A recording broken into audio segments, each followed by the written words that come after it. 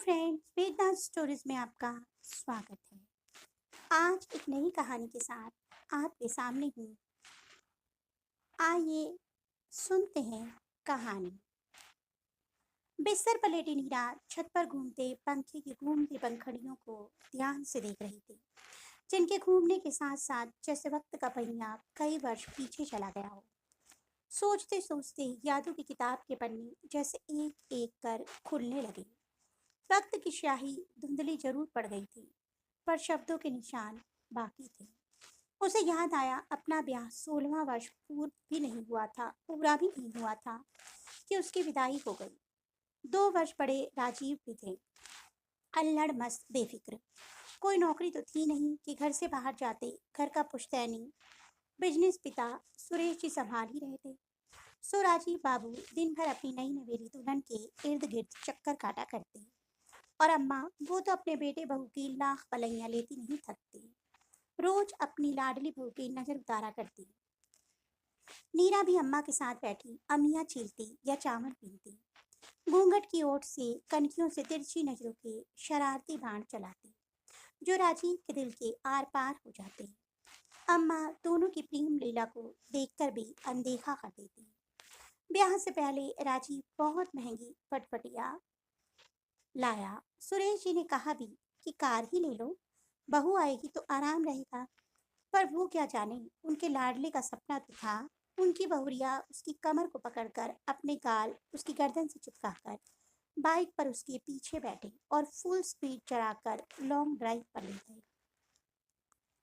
यूं ही प्रेम सागर में डूबते उतरते कब 1 वर्ष बीत गया और नीरा चांद से बेटे की माँ बन गई। पूरे 9 महीने सुरेश जी, उनकी पत्नी और राजीव ने नीरा को धरती पर पैर नहीं रखने दिया। अम्मा ने अपना नौलखा हार पोता होने की खुशी में नीरा को दे दिया। नीरा को राजीव और सास ससुर का प्रेम देखकर डर लगता, कहीं किसी की नजर न लग जाए। बेटा होने से कमजोर होने की वजह से अक्सर बीमार रहती। बेटे की छठी पर राजीव ने कहा वे नौलखा हार पहन ले, पर नीरा अपनी तबीयत ठीक न होने पर पहन न पाई।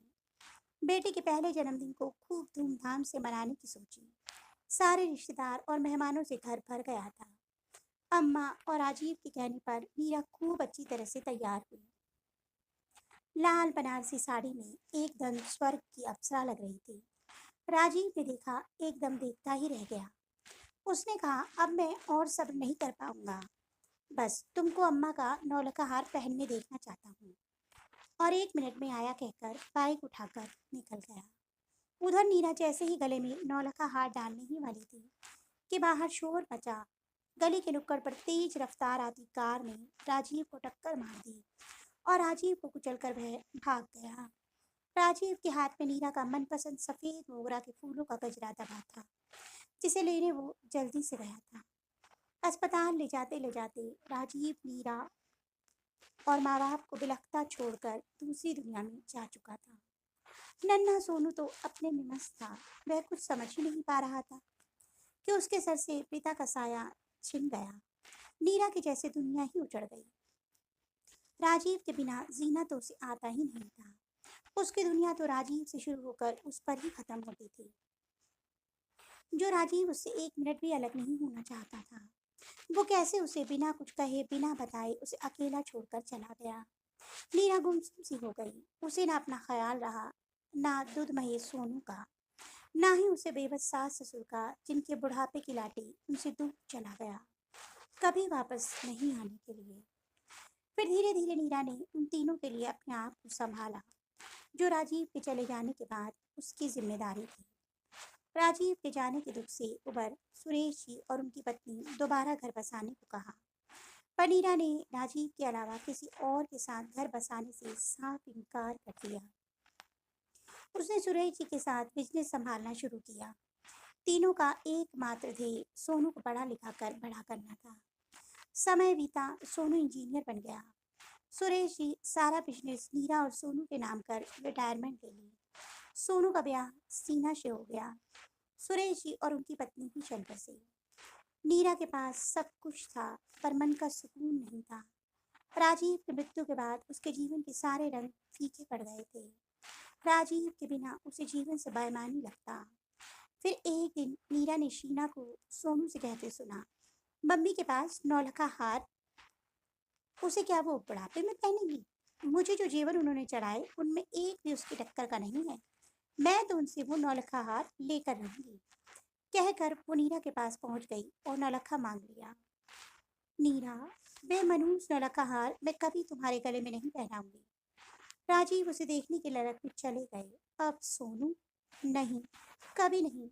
इसे बेच देंगे और इसके पैसे किसी गरीब लड़की के ब्याह में दान कर देंगे।